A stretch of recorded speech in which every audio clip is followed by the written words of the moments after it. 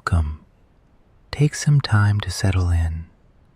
Find a comfortable position. Let your body sink into the softness beneath you, and allow your breathing to slow and deepen. There's nowhere you need to be, nothing you need to do. Just rest here and let yourself be still. Tonight, we travel back to the 1920s, to the golden age of luxury rail travel. You'll step aboard a sleeper train as it pulls away from the station on a cold November evening, and follow a night attendant through his quiet shift in the sleeping car. As the train rocks gently through the darkness, you'll walk the warm, carpeted corridor, polish gleaming brass fittings, and settle into the deep, peaceful rhythm of the rails. Let the gentle motion of the train carry you into calm. Let the warmth of the corridor embrace you, and let yourself drift into the long, quiet hours of the night. The corridor is narrow and warm when the attendant steps inside. He pulls the heavy door closed with both hands, feeling the weight of polished wood and brass settle into its frame with a soft, final sound, a gentle thump that seals away the platform. The cold air and the last voices of the station are left far behind in the November night. The latch clicks, the door fits flush, and the world outside becomes something distant, something that no longer concerns this cozy place, this long and softly glowing passage that stretches ahead into shadow and amber light. His coat is still damp along the shoulders. He unbuttons it slowly, feeling the small bone buttons cool and smooth as they slip free one by one. He shrugs it off and folds it over his arm. He walks forward, his footsteps making almost no sound on the long runner of burgundy carpet patterned with gold. The carpet muffles everything. His shoes, polished and soft-soled, press into the pile with each step, and the train absorbs the sound into the rhythm of wheels on rails, into the steady, rocking motion that has already begun, that will not stop now until morning. He feels it in his legs, in the way his body shifts slightly with each sway, adjusting without thought. He has walked this corridor so many times that his body knows its rhythms, knows how to move with a gentle roll and pitch. The walls on either side are paneled in dark mahogany, polished until they gleam softly in the light from small brass sconces spaced along the passage. The sconces are fitted with frosted glass shades that diffuse the electric bulbs into a warm, buttery glow, soft and low and just enough to see by. The light casts long shadows that sway slightly as the train rocks. He reaches the small closet near the end of the corridor and opens the narrow door, feeling the brass handle cool under his palm. Inside, the space is tight and orderly. Shelves stacked with folded blankets, pillowcases smelling faintly of starch, small bottles of lavender water lined up in neat rows. There are cloths for polishing, tins of brass cleaner, and a small wooden box containing spare buttons, needles, black thread and a thimble worn smooth by years of use. Everything has its place. His damp coat is hung on the hook inside the door. Then he takes down his uniform jacket, dark and well-fitted, with brass buttons down the front and a small name badge pinned above the pocket. He slips it on, feeling the fabric settle over his shoulders, the slight weight of it familiar and grounding. Each button is fastened slowly, sliding into place with a soft click, and then he adjusts his collar, smooths his cuffs. There is no mirror here, but he needs none. When passengers glance up, they will see exactly what they expect: a figure in dark cloth moving quietly through the corridor, unobtrusive and calm, a presence that blends into the soft hum of the train and the warmth and the gentle rocking that lulls them towards sleep. He closes the closet door and turns back to the corridor. Somewhere far ahead in the locomotive, the engine pulls and the wheels turn and the rails sing their long, steady song, a rhythm that never stops, that becomes part of the air itself, part of the breathing of the train. He begins to walk. The corridor stretches ahead, lined on both sides with cabin doors, each one identical, mahogany, fitted with a brass number and handle and a small brass latch. The doors are closed now. Behind them, passengers are settling in for the night. Small sounds drift through as he walks, the faint creak of a bed frame being lowered, the rustle of fabric, the soft murmur of a voice speaking low. The windows along the outer wall are tall and narrow, fitted with heavy green curtains, though most are left open at the start of the journey. Now, through the glass, there is only darkness and the occasional flash of light, a farmhouse window, a distant crossing signal, the brief glow of a station platform sliding past too quickly to read the name.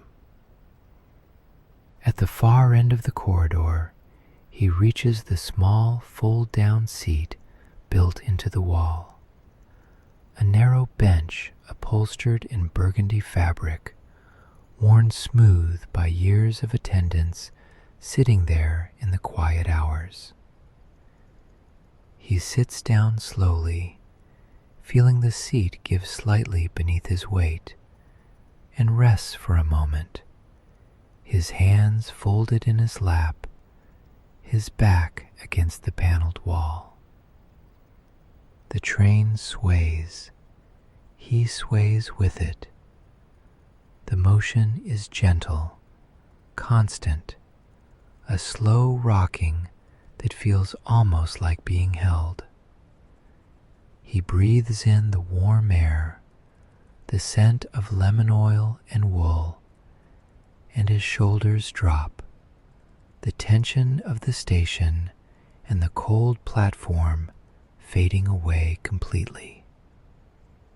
This is his place now, this corridor, this car, these sleeping passengers, this long, quiet night. The first task is always the same: walking the length of the corridor, checking each door, making certain that every latch is properly seated, that every handle turns smoothly. It is a simple thing, but it is important. It is the foundation of the night's quiet work. He begins at cabin 1 and pauses before the mahogany door. The brass handle is tested gently, pressed down just slightly to feel the mechanism engage, to hear the soft click as the latch holds firm. The door does not open. It is locked from within, as it should be. The passenger inside is settled, safe, enclosed in that small private space. His hand falls away and moves to the brass number, his fingertips brushing across the raised surface, feeling the slight warmth where the metal has caught the heat from the corridor. The number is straight. He moves on. Cabin 2. The same ritual. Hand to handle. The gentle press. The quiet click. Cabin 3. 4. 5. Each door is checked in turn, each handle tested, each brass fitting felt and found to be in order. The work is slow and methodical, a rhythm as steady as the wheels on the rails below. The train sways gently, and his body sways too, shifting weight without thought.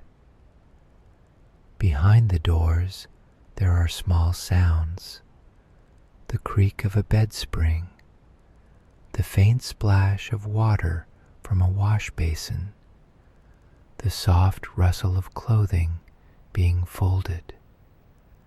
He hears these sounds, but does not pause, does not intrude. The passengers are settling. At cabin 12, he notices that the brass handle has a small smudge, a fingerprint perhaps. He reaches into his pocket and withdraws a soft cloth, folded small and clean. The cloth is wrapped around his hand, and then the handle is wiped gently, the fabric moving in slow circles over the brass, removing the smudge, bringing back the shine. The brass warms slightly under the friction. He folds the cloth and returns it to his pocket. The handle gleams. He moves on. Near his closet there is a small cabinet built into the wall. He opens it now, feeling the latch release with a soft click. Inside, the shelves are stacked with linens, hand towels folded into neat squares, washcloths rolled tight, small bars of soap wrapped in paper, and thick cotton towels for the wash basins. He reaches in and takes one of the towels, lifting it free and feeling the weight of it, the clean softness of the cotton. He brings the towel close for a moment. The scent is there, faint but present. Lavender and starch and clean linen. He sets it aside on the narrow shelf and takes 4 more, each one lifted and set beside the first. These will be delivered later if needed. He closes the cabinet door and turns to a small wooden tray on the shelf. The tray holds the evening supplies, a small brass bell, a ring of keys, a box of matches, and a tiny bottle of oil for hinges.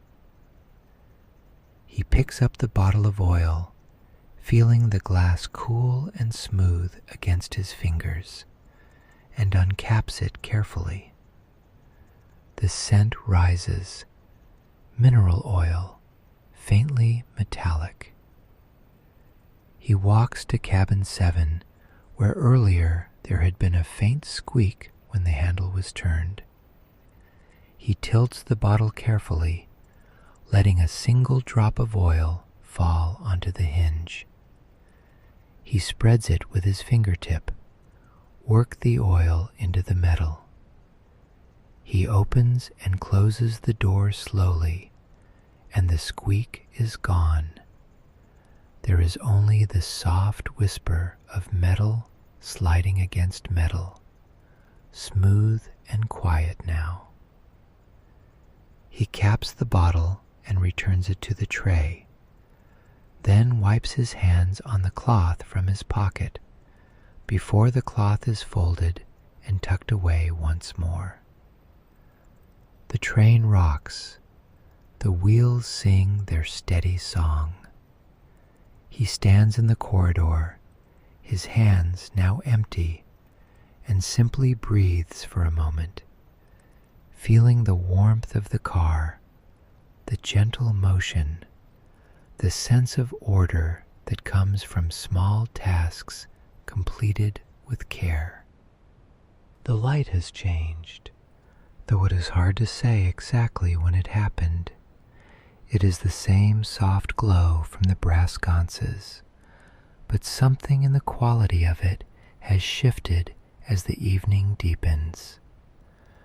The light seems thicker now, more golden, as though it has weight to it, pressing gently against the mahogany walls and doors, filling every corner with a quiet, honeyed warmth. He stands near the center of the corridor and simply looks, taking in the space. The passengers have grown quieter behind their doors. The small sounds of unpacking and settling have faded. Now there is only the occasional creak of a bed frame, the soft sigh of someone adjusting a pillow. And beneath it all, always, the rhythm of the train, the wheels on the rails, the gentle sway, the constant forward motion.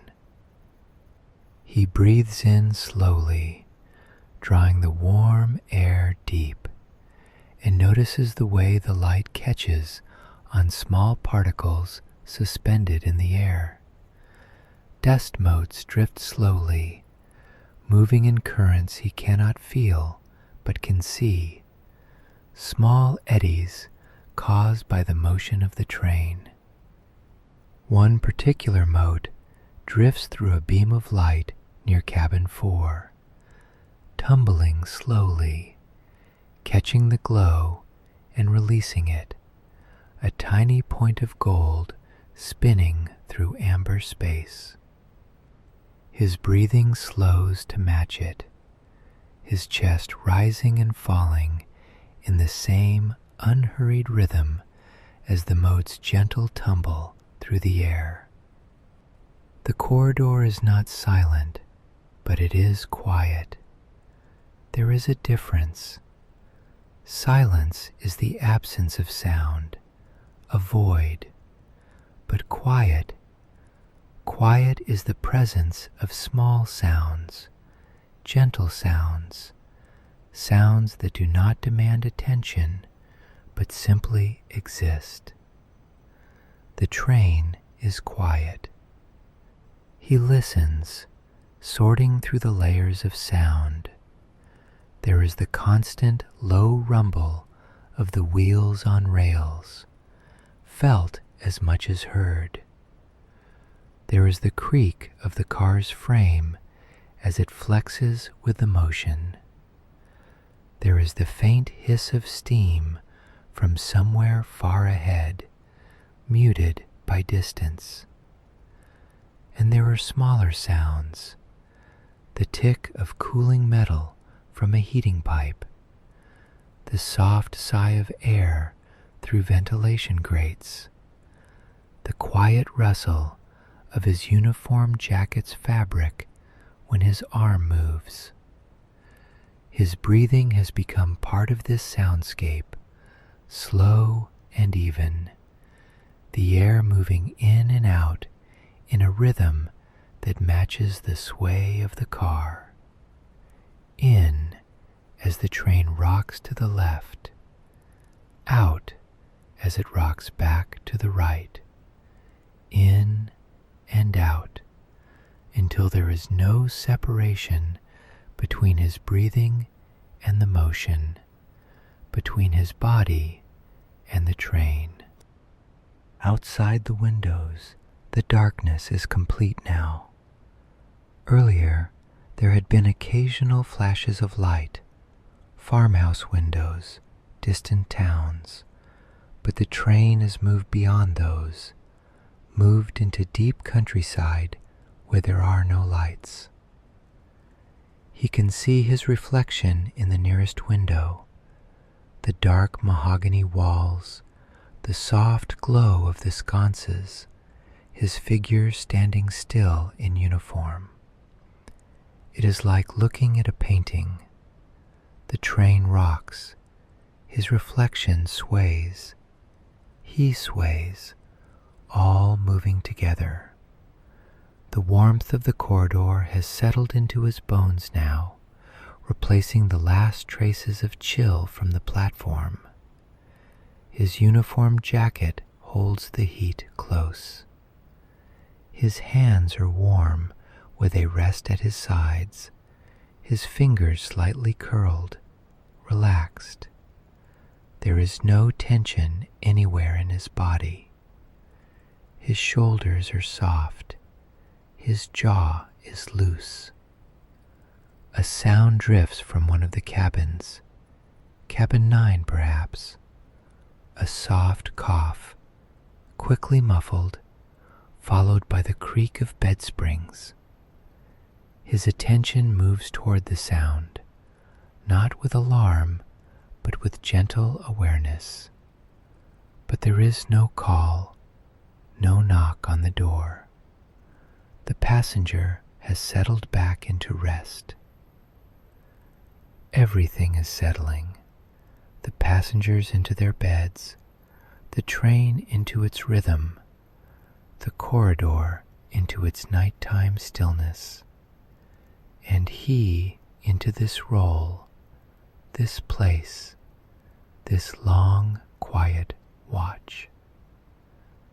There is a peace in this settling, a deep calm that comes from knowing that everything is as it should be.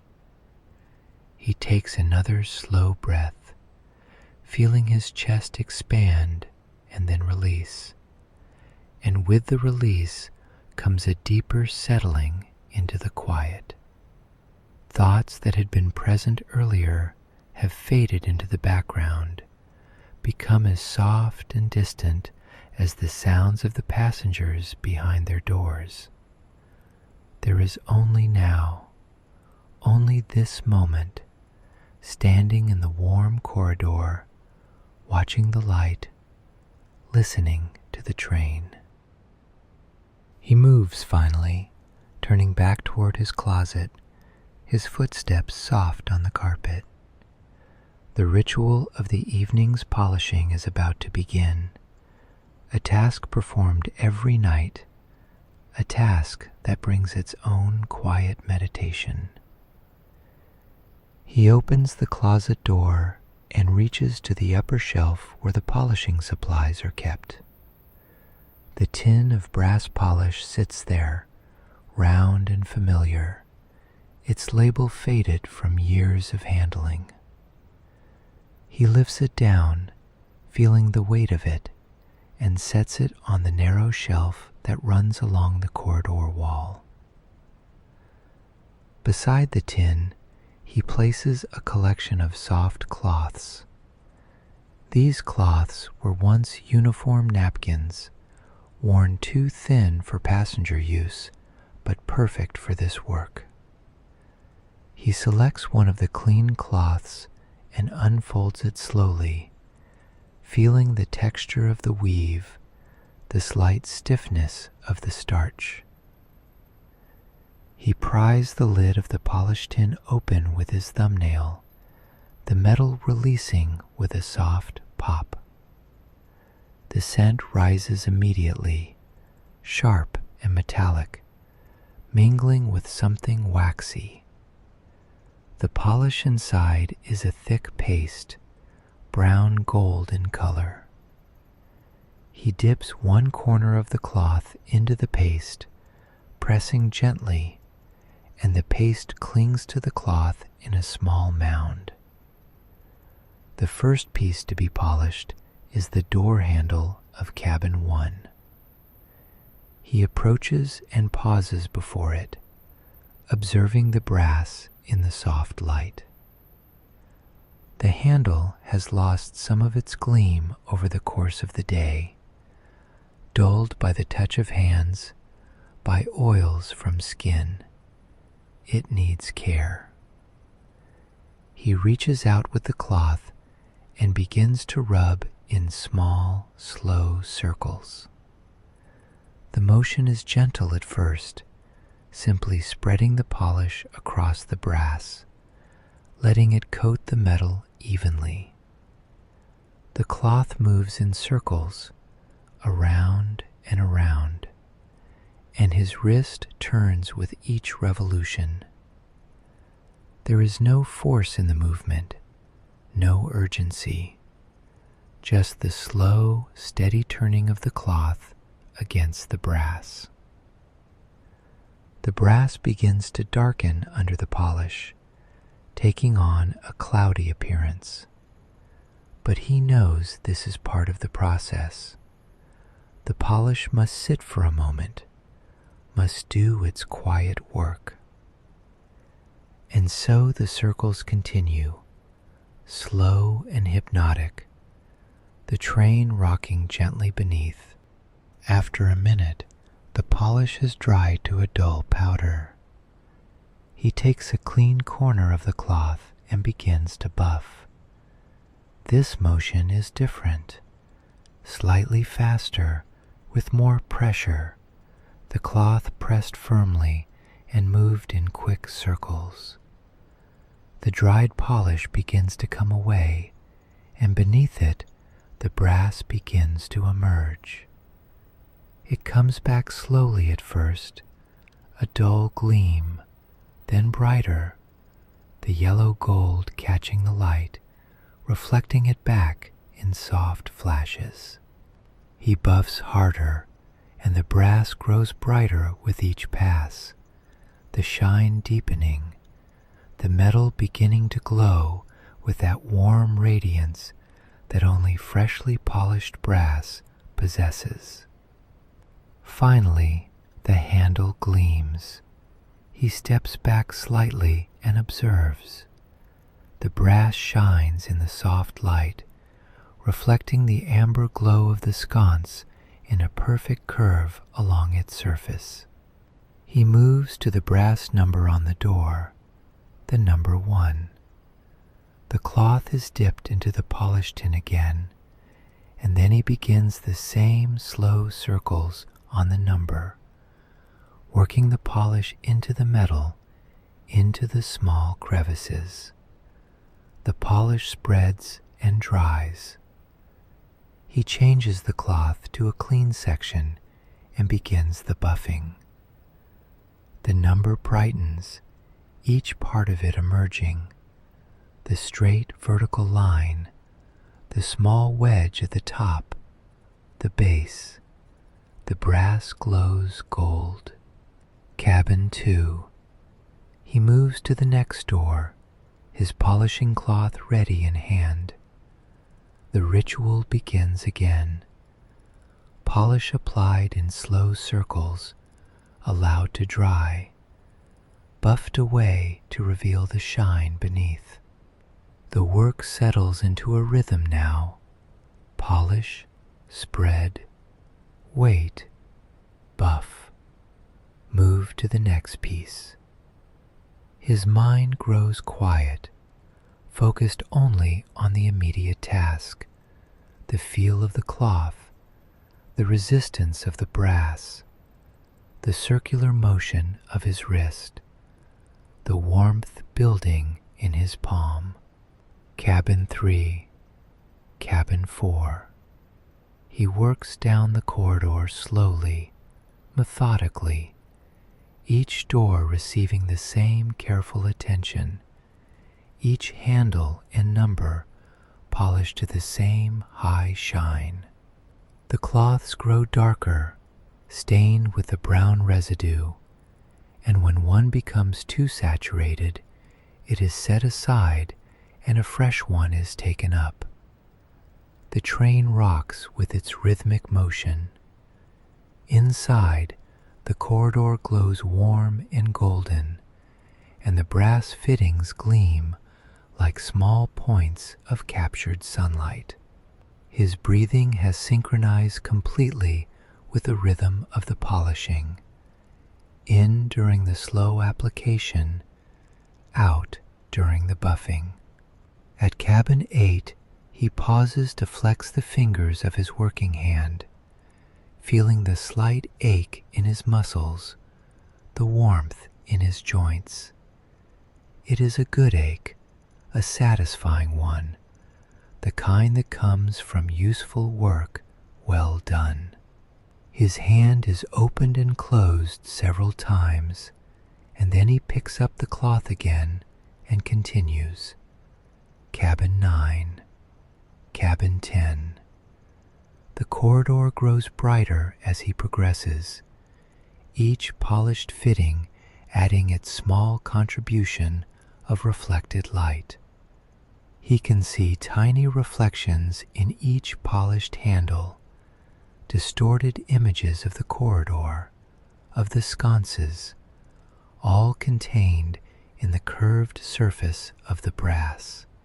At cabin 12, the last cabin in the car, he completes the polishing and stands back to observe the full length of the corridor. Every brass fitting gleams now, from the first door to the last, a constellation of bright points stretching away into the gentle amber light. He folds the cloths and places the stained ones in a small bag. He puts the lid back on the tin of polish and returns it to its place. He washes his hands at the small sink in the corner, feeling the cool water run over his warm skin, rinsing away the last traces. His hands are dried on a clean towel, and then he stands in the corridor once more, looking at the gleaming brass, at the warm light, at the peaceful space that has been cared for and maintained. The train rocks, the wheels sing, and the brass shines like small promises of order in the gentle dark. He returns to the fold-down seat, lowering onto it slowly, feeling the cushion give beneath, feeling his body settle into the familiar shape worn into the fabric. His back rests against the mahogany paneling, and the wood is warm now, holding heat like a gentle hand pressed between his shoulder blades. His hands rest in his lap, his fingers loosely interlaced, no longer working. They are still now, rising and falling slightly with each breath. His fingers are warm where they touch each other, and he can feel his pulse there, faint but steady, keeping time with the rhythm of the wheels on the rails below. The corridor has grown quieter still. The small sounds from behind the cabin doors have faded completely. No more creaking, no more rustling. The passengers have descended into their own stillness, and their silence deepens the corridor's silence, making the space feel even more removed from the world outside. His breathing has become very slow, very even, In through his nose, a long, gentle drawing of warm air into his lungs, feeling his chest expand. A pause at the top of the breath, holding the air for a moment with ease. And then out through his mouth, a slow release, his chest settling, his shoulders dropping lower, his body releasing into the seat, into the warmth, into the gentle motion. In, pause, out. In, pause, out. The rhythm is effortless now, automatic, requiring no thought. His body breathes itself while his mind grows quiet, while thoughts fade like sunset fading into twilight. There is only this, only now, only the warm corridor and the soft light and the gentle rocking. The sconces have not changed, but they seem softer now, their light less like illumination and more like a quality of the air itself. His eyes rest on the nearest sconce, watching the frosted glass shade, watching the way the light seems to pulse very gently. Or perhaps it is the train's motion that makes it appear to pulse, creating an illusion of breathing. The warmth has deepened. It is not the surface warmth of earlier. This is something that has sunk into his bones, into his muscles, into the very center of his body, where it pools and spreads like honey, filling every space with a heavy, drowsy comfort. His eyelids have grown heavier, not closing, but lowering slightly, his gaze softening, allowing everything to blur together. The cream doors and mahogany walls and burgundy carpet and gleaming brass, all becoming parts of a single warm tapestry. The train rocks, left and right, left and right, a motion so constant now that it has become like breathing, like a heartbeat. His body has surrendered completely to this motion, no longer adjusting, but simply moving with it, becoming part of it, the boundary between self and train dissolving. Outside the windows, the darkness is absolute. No farmhouse lights, no distant stations. Only black, deep and complete and comforting, like closing a door on the world. The darkness presses against the glass, but cannot enter. It remains outside, held at bay by the amber light, by the warmth, by the brass and wood and carpet. His thoughts have become very simple, very quiet. Not thoughts really, but gentle wisps, the warmth, the light, the motion, the softness of the seat, the weight of his jacket, the slow rhythm of his breathing. Each awareness appears for a moment and then dissolves, and there is no effort to hold on to any of them.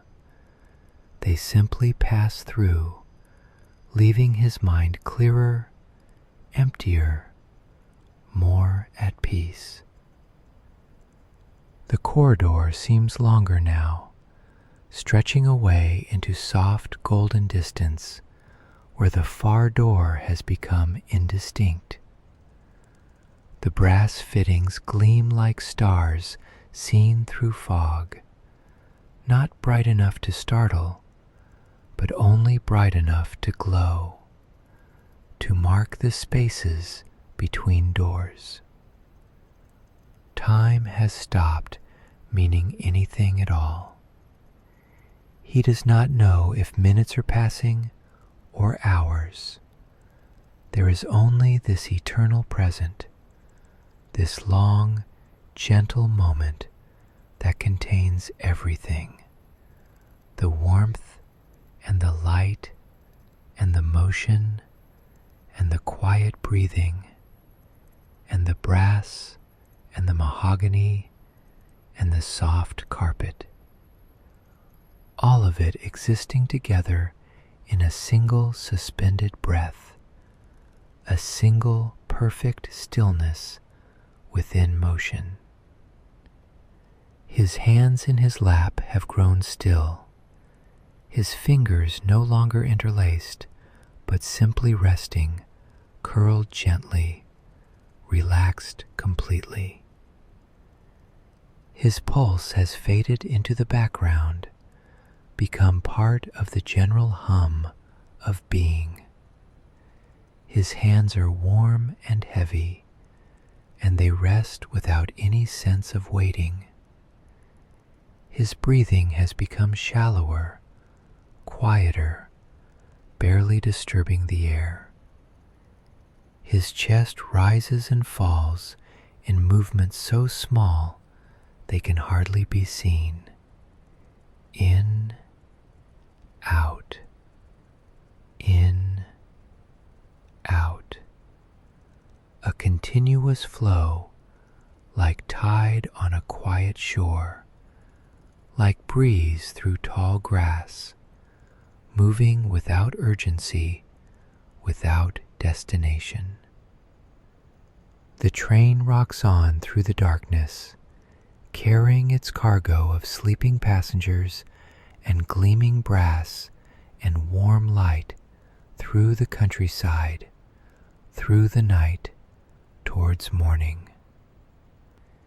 He sits in the fold-down seat, his back against warm wood, his hands at rest, his breathing slow and even, and becomes as still as the corridor itself has become. Not frozen, but simply at rest, simply being, simply present in this warm, glowing space that rocks gently through the dark. His eyelids lower a fraction more, his gaze becomes even softer, and his whole body settles deeper into the warmth, into the motion, into the peace that has filled every corner of the car. The brass glows softly, the light holds steady, the wheels sing their long, low song, a song that continues through all the hours of darkness, a song that will only end with morning's arrival. But morning is a long time away. Morning is beyond the edge of this perfect stillness. For now, there is only this, the warm corridor, the gentle motion, the soft light like honey spreading through air. He at rest, breathing slowly, existing quietly, held safe and still within the rocking embrace of the train. The night is long, but the night is kind. The corridor glows, the train rocks on, and everything, he, the passengers, the brass and wood and carpet, the light and warmth and motion, everything settles into the deepest, gentlest quiet, into a stillness that asks nothing, promises nothing, simply is. The wheels turn, the rails sing, the night holds everything in its soft, dark hands, and there is peace.